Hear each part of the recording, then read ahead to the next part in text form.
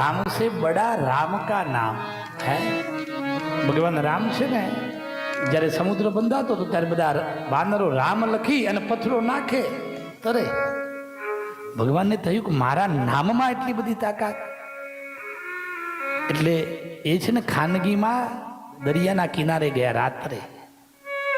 રામે એક પથ્થર લીધો અને એના ઉપર રામે પોતાનું નામ લખ્યું રામ. હનુમાનજી ભગવાનને શોધે છે કે ભગવાન ક્યાં ગયા. હનુમાનજી રામની પાછળ શોધતા શોધતા પાછા આવ્યા છે. રામને ખબર નથી.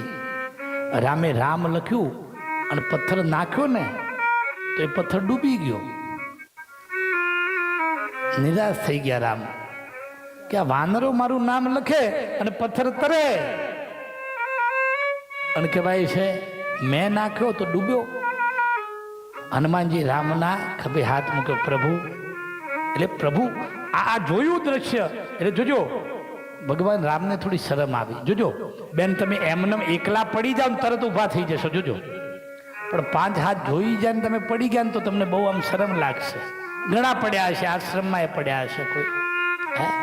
કોઈ જોઈ જાય એટલે થોડો શરમ અનુભવાય. તો ભગવાન થોડા શરમાયા.